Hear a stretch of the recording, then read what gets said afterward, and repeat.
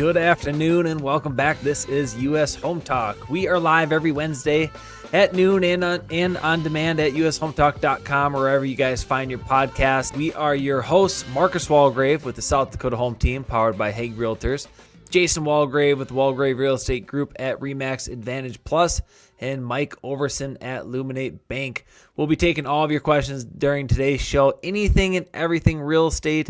You can give us a call, and our call-in number, it is 612-234-7585, or you can leave us a message in the comments section on Facebook. Good afternoon, gentlemen. How are we doing today? Doing fantastic. Excellent. Yes, excellent. As always, we got Evan Little making sure that the show is awesome, almost on time, crushing the mustache summer for Evan Little. Jason and Ovi, they dished theirs. I never brought mine into the picture. To your benefit, to the viewers, you don't need to see that. Maybe Marcus, someday you can grow a pretty awesome mustache. So I would have to. I think you grow a great mustache. For a while there, I thought you were saying I grow a pretty mustache. No, goodness. I don't think that's the goal that I was when I do occasionally bust it out. No. Like we're thinking, not like necessarily we go looking for a pretty the goal one. is like Wyatt Earpish, Yeah. Tom Selleck, Burt Reynolds. So here's the question. So someone comes up to you and says, "That's a pretty mustache you got there." Is that? I mean, do you take that as a compliment, or is that a shot to the? Depends who's saying it, really. No, I think it's a compliment. That's a compliment. I don't think it's necessarily most of our goals is to have a pretty one, but nonetheless, it's still a compliment. I would take it as a compliment. I would be. Well, thank you. Do you feel like you accomplished the goal there, though? Or are you disappointed in yourself if someone comes up and says, "You got a pretty mustache"? Are you kind of like, "Oh man, I got to rethink what I'm doing"? You're rethinking what you're doing, right? Yep, that would be a fail. I guess if you grew it for the pleasure of others, then sure. Why else? Then do you I can grow see self pleasure. So I think that'd be kind of the situation. So. But enough about mustaches. It is summer. Happy post 4th of July. I have all 10 of mine. Thank goodness. I survived it. Overson has his 10. Jason's not paying attention. We'll assume he's got all of his 10. But it was a good, safe 4th of July. I hope everybody was able to get home safely. If you were doing some traveling, I had a chance to come up there and see Mike and my brothers up in the Twin Cities area, so it was awesome. It was a very good time. We are going to have a great topic today, guys. We are going to be talking about something that's definitely unique right now in our market. We've been discussing on the show, US Home Talk, about how the market's shifting. If you ask anybody 2-3 years ago, I don't think you'd find anybody who would say, there's a seller's market here or there. It seemed like it was, a buyer's market here. It seemed like it was across the board, starter home, all the way up to luxury home, whether it was a single family or a townhouse or a condo. Didn't matter what it was, seller's market. Here now we're in 2025. We talked about it on the show several times, maybe too much. I don't know. Depends what the viewers think. You guys let us know in the comments section if we talk too much about that the tides are turning. But we have this changing of the market. Some people are calling it more of a stable, healthy market where buyers and sellers feel like it's balanced. There's definitely markets that we talked about. The Yoda last week was discussing about what he was seeing in his. He owns a home in the Sun Belt states. A lot of people are arguing that that's a buyer's market. And especially in certain type of subdivision that are like 55 plus, very strong buyer's market there. But nonetheless, the topic of today's show is we have home valuations, we have appraisal reports, and assessed values. So sellers are definitely coming to us right now and whether they're sellers who are on the market, who are looking to be on the market or looking to enter the market in the near future, whether it's later this year or maybe into next year, they're saying, okay, we're coming across news articles that it's this buyer's market and home prices are dropping. What is my home worth? And I think that's definitely getting brought up a lot more here recently. Sellers and buyers in general have an incredible amount of information that they can get access to just hopping on the internet and going on there and finding out whether it's if they're on Zillow or they're on homes.com or they're getting emails from other type of property search sites saying, hey, here's your valuation. And they're just kind of like, I got all these valuations thrown at me. Which one is accurate is what they really want to know. And I think that's where today's show, we're going to kind of discuss, in my opinion, the big three. The home valuation. None of those three are accurate. It's only the insurance one is accurate. That's my hot take. Okay, so there's four. There's a fourth. We just added a fourth one to it. So rebuild cost. Definitely. Well, yeah, great point though. I mean, and Evan, definitely jump in. When we talk about that too, because I wasn't thinking about that, but obviously, an area where sellers are interested in and homeowners are interested in because they got to get policies or likely will want to get a policy for it. So, and so definitely jump in, Evan, when you want to and kind of discuss the insurance piece of it. But home valuations is typically what a real estate professional, realtor, is going to provide to a homeowner through a CMA, a comparative market analysis. And then we have the appraised value. An appraised value is what an appraiser is going to provide through his or her appraisal report, and that has a value that's different than the home valuation that the realtor provided through the CMA. And then we have on top of that the assessed value, and the reason why we have the assessed value being discussed, especially here recently, is because real estate taxes is based on your assessed value, and a lot of homeowners are saying, "Hey, my real estate taxes are super high," and it has to do with that assessed value. So we're going to try to cover these three, and then bonus from Evan. He can jump in here and kind of give his knowledge in the insurance world in terms of the valuation of it as well, but. The question, Jason, Mike, which one's accurate? I would say they are all accurate. They just are coming from different perspectives. I mean, what do you guys think? So what exactly is the question? Which value is accurate to the market value? Well, I think that's your question, Jason, sorry, is you're exactly breaking the up there a point. little bit. I think the question that Jason asked is exactly the point that Marcus and other people try to make when talking about this, is that, well, whose value are you trying to determine? Are you trying to determine the value of the seller, right, of the current homeowner who is going to sell this house? Well, the value of your house then is going to be whatever someone's willing to pay for it. That's the actual value. Now, on the property tax assessor, right, they're trying to come up with the market value, but they have other data to go with, right? So they have other requirements and other restrictions that they got to utilize to come up with the value to tax you on, right? So so Marcus's question is, which one is accurate? Jason said, well, what's the actual question here? It really comes down to, okay, who's asking the question and what's their functionality of it, right? Because a property tax assessor for the county is going to come up with a different value than a real estate agent doing a market analysis, which is going to come up with a different value than an appraiser might come up with even. So I think the question kind of answered the question, to be honest with you. Yeah, that's a good point, Mike. And when I think about value, and this is based on what I do for a living, the value of a property is what I can sell it for right now. Right. Or in the next 30 days. And that's determined through comparable sales, comparable solds. When we do a market analysis, we take a look at the property. We're going to take a look at year built, style, amenities, neighborhood, and then maybe additional special features. We're going to go back 6 months, and we're going to take a look at sold comparables, and that's going to tell us what the today's market value is and what likely we can sell it for in the next 30 days.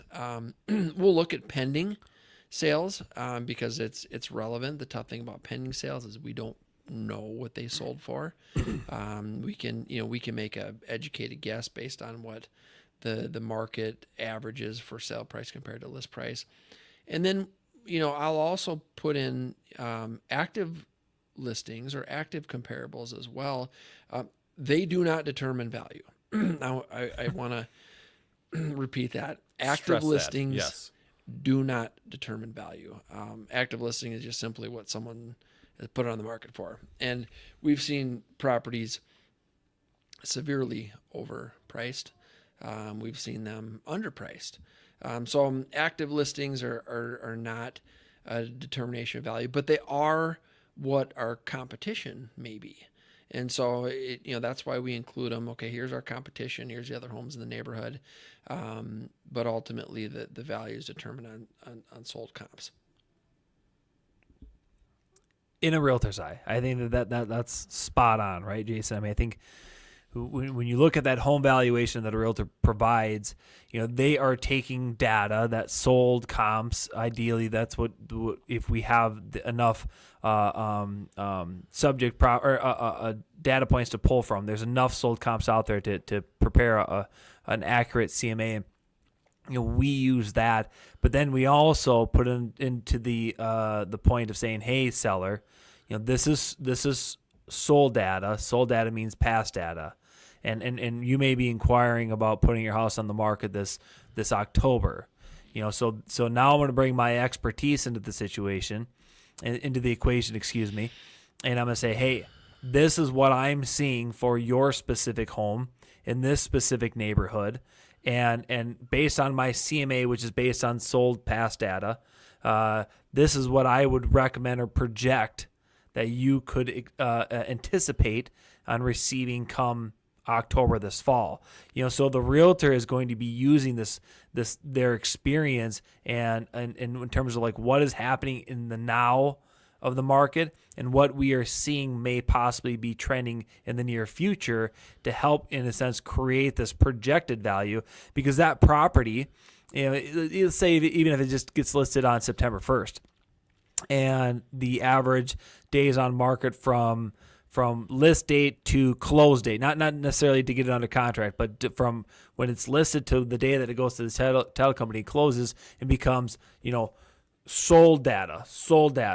And that could be another 90 days, so now we're talking, September, October, November, December 1st is the sold date. So obviously if we're finding comps that were, maybe 4 months prior to having the conversation with the seller, and then the property doesn't go to the market for 2 months, and then there's another 3 months for it to close, there's that gap, right? We got a 9-10 month gap between that sold comp that we said, hey, this is a awesome, almost carbon copy comparable. It's actually your neighbor's house, and it built by the same builder, same exact floor plan, everything's the same. And this is what they got. However, 9 months have passed. So that's why we think that it's going to be closer to this number. Now we got the appraisal report, right? An appraiser is going to have, a lot of the similar approaches to coming up with a valuation. They're going to need to use sold data. Mike, I think with a lot of loan products out there, ideally they want to find sold comps that have closed within the last 6 months from when the appraiser visits the home. But then, however, there are some loan products that say you can't go beyond 6 months, or you can go beyond 6 months, but you can't go past 12 months. Or then if we get into some unique situations that the property is super unique, then there might be able to have some options to go beyond 12 months if they absolutely have to find a good comp. So they're they're using sold data across the board, and they're not really considering, hey, there's these active ones out there, where us realtors might say, hey, this is why I'm suggesting, this is what the CMA came out to, but this is what I think that can expect based on some competition, based on some market behaviors. Kind of a different world. They're similar, but definitely different when it comes to a realtor valuation and an appraised value. Yeah, I think that, honestly, I think that a top real estate agent and a well-versed and experienced appraiser are going to come up with a very close value number. I mean, it is, I've seen plenty of appraisals where the comps they're using are the exact same comps I've used in the CMA. And so it is, the appraisals are definitely more detailed and they take longer to do, and there's more information, and, and it's more of it just takes more time and data to complete one. But again, I think a top agent is going to have a very close value number to a experienced appraiser. The assessor, I don't even know, man. The assessor depends on the county. I mean, I've seen assessments so crazy in both directions, high and low, on properties. So I don't even know how those guys figure that out. What's interesting about assessed value, though, is if you don't agree with it, you can dispute it. I mean, you can dispute the value, your assessed value. I just had a closing last week where purchase price, my buyer buying I think it was $810 was the sale price. The assessed value was like just under $1 million. And so he's like, "Oh man," he's like, "What do I do?" And I said, "Well, go to the county, and dispute it. It's pretty clear what it's worth because you just bought it today for $810. So I don't know how they can say it's worth $1 million or just under if you just bought it today for this number." So that's not a terribly hard process to do. Sometimes it takes a little bit of time, but there are options if you don't agree with the assessed value. Yeah, here's one thing about assessed values. They're not going inside your house. They don't know typically they don't know how the inside is finished. They don't know the floor plan. They don't know that type of stuff, right? And typically they're not looking at every house individually. They're kind of bracketing homes. This neighborhood, well, most of those homes are between here and here for value, right? And so they could probably look at some square footage. You probably have some square footage data and be like, okay, well, that one's 200 square feet bigger, so that one's worth a little bit more. So we'll bump that one to this one. This one's a little bit less. We've done that, but they're not doing a full-on evaluation like a real estate agent or an appraiser would, right? They're just kind of blanketing stuff. So you got to remember that too. They're not, unless you let them into your house and they come in there and they take measurements and they look at your house and they have all that stuff and they can see exactly what's in there. The best they can do is just try to get blanket data, right? To come up with an assessed value. Yeah. And so, you're right, Mike. And most of the time the assessors, I would bet a lot of time they don't even drive by anymore, because the access to data or information about homes is so available and pretty good. I mean, pretty good accurate data. I mean, you've got it, on all the different MLS websites. You've got it, so. But that's a great point. Rarely are they coming in the house and they're certainly not doing anything close to what an appraiser will do, and even what an agent is going to do. And they're probably not going up to your windows, doing one of these, well, looking inside from the outside. Hopefully they're not doing that. And so, as a South Dakota Realtor Association, I'm a board of directors on the SDR, South Dakota Realtors Association, and I'm a member of the Government Affairs Committee. Assessed value is something that's been discussed in our state, and I know it's discussed in every state across the nation. And so when we talk about assessed value, right, usually how assessed value it kind of gets initiated is through the public data of a real estate transaction.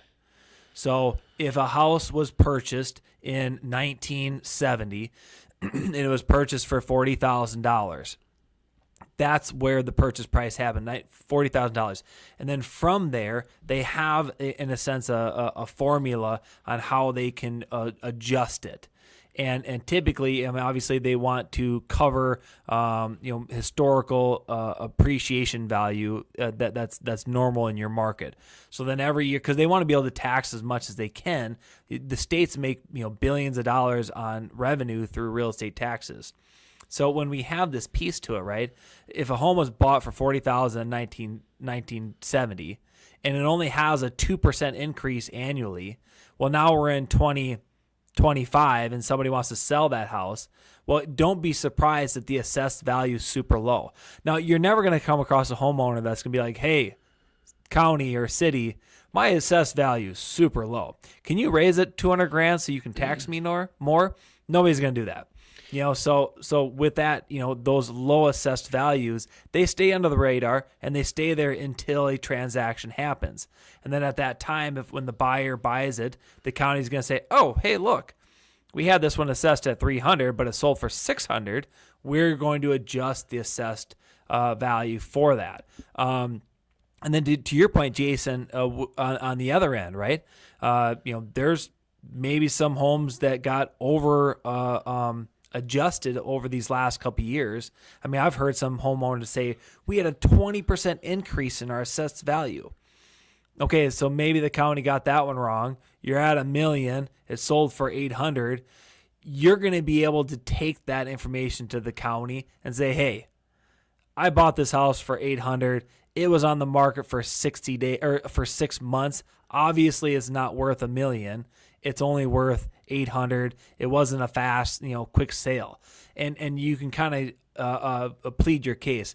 But if you're a homeowner out there and you didn't sell your house, it's going to be a lot harder to go to the county and say, "Hey, I don't think it's my value is worth $1 million. I think it's worth 500,000." The county's going to be like, "Yeah, okay, well, too bad. We think it's worth $1 million. You got no proof on it. We're going off of this, and unless you sell it in a fair." Because I've seen it too, where counties are like, "Hey, you didn't go to the MLS. You didn't go to the market. How do we know that you didn't just sell it to your buddy down the street for 400 grand less, and then you worked out a side deal on a different business and kind of trying to work the system that way?" So it really need to be some things in place to make your case for that assessed value if you're in dispute of it, if it's on the high end, if you believe it is. So a couple thoughts on that. I did have a client last year that after I completed the CMA, we're getting ready to go live on the market. He's like, I'm going down to going to talk to the assessor. And I said, why are you doing that? Because we're going on the market. He's like, well, he goes, they have it assessed too low. So I'm going to get them to raise it up to what the market value is so that the new buyer can see that, they're buying a house that's worth what it's assessed for. And I'm like, whoa, no. I'm like, don't Turn do that. the car around. That's not a good idea. I said assessed value rarely has anything to do with market value, so it's not going to hurt. In his mind, he was like, well, they're concerned. Not going to want to buy it because the assessed value is too low. Public data's. The county says it's only worth $6. Yes. And that kind of jumps into the websites like Zillow, right? Zillows rely heavily on public data. So if the county says it's worth 500 and it's really worth 800, don't be surprised if your Zillow's estimate is closer to that number than the actual number, because they're using that public data, that public information to come up with their valuation. If you want a really good valuation of what your home is worth, I would recommend that you reach out to your real estate professional, see if you can get them to provide you with a comparative market analysis, or if you want somebody else, feel free to hire an appraiser and get an appraisal report, because it doesn't have to be through a transaction. Evan, insurance world, what do you think? Yeah, none of any of that actually matters. Me and Mike are going to be the ones that are familiar with this, because after you've gone through all the process with your realtor, then the bank says, okay, well, you got to get insurance. And so you call me up and I start plugging in the actual characteristics of your home. I ask you about the age and quality of your kitchen, how much above ground square footage there are, what kind of roof you have, all these little aspects. And I have an actual rebuild calculator that's going to spit out a number that if lightning hits the house and it burns down and you're standing out in the yard and you're like, oh my God, I can't believe it. I bought this house 2 days ago. I need to rebuild it. What it'll actually cost to rebuild the home. So when you're buying a house, your assessed value, your appraised value, all that stuff is the property. So it's the land that it's sitting on and the building. But what the insurance company only cares about is the cost of the home, the literal sticks and wood and everything that go to making it, because it's the improved value of the property. That's what we're insuring. And what ends up happening a lot is that the numbers in a lot of markets between those two things become very divorced from each other. Here in the Midwest, generally they're pretty close, but sometimes they can be way off. You can be buying a house for $200,000, particularly like older homes in Minneapolis and St. Paul, that if you rebuilt it exactly the way it was, it would cost, $1 million. And you're like, why? It's only 1,500 square feet. And it's because it's this classic Victorian era. There's crown molding throughout the house. There's hardwood built-in cabinetry. Like this would be on the level of like a high-end custom build these days, even though that was a bread and butter type home in the cities 110 years ago. So we have tools where we go, okay, we're not insuring it to be built exactly the same way. We're going to build the same floor plan, but modern materials. And all of a sudden your insured to rebuild cost is a third what it would be the other way, because you're not hiring the 8 professionals in the state that'll do lath and plaster, hand done molding, etc. Right. But there are also other times where it's just like between the build and now the market value in that area has changed significantly based off of other factors. Like, the house was built 20 years ago, but when it was built, the suburb wasn't built out. It was very rural. And now there's lots of stuff around and it's relatively close to a lake. So the house cost, to buy it is $1 million, but then your rebuild cost is only $300,000 or something like that. Because the house itself isn't all that complex. It's just demand for that area is really high. So now you have this situation where the insurance company is saying, yeah, you're buying this $1 million house and it's only worth $300,000. And I can't tell you how many times that I've dealt with someone panicking going, well, what do you mean? Am I getting ripped off? And it's like, no. The insurance company just wants to make sure that we're putting the same house on the property. And that's the end of the story. Yeah. It can be a kind of spooky thing, and you end up in that opposite situation sometimes too, where it's like, oh yeah, the value in this area is way depressed, but you're buying this giant home.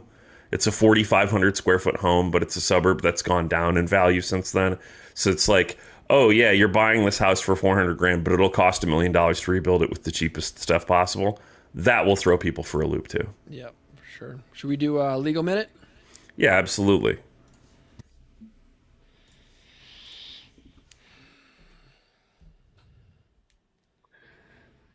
Come on, Jeff.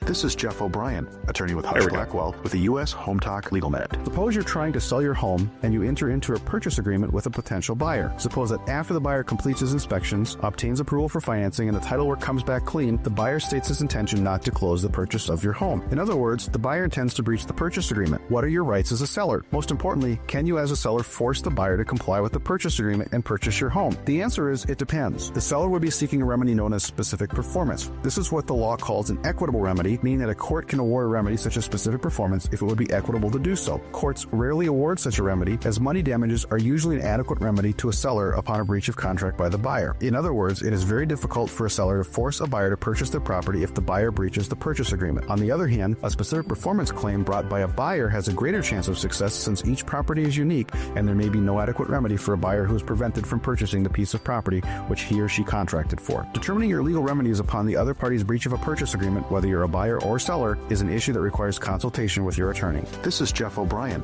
attorney with Hush Blackwell with the U.S. Home Talk Legal Minute. Thank you, Jeff O'Brien. Thank you, Jeff. So I think, what you can take from today's show is, if you're wondering what the value of your property is, it's going to be specific on why you're asking. If it's an insurance piece, you reach out to your insurance agent. If it's maybe a real estate transaction piece, reach out to your real estate professional, your realtor.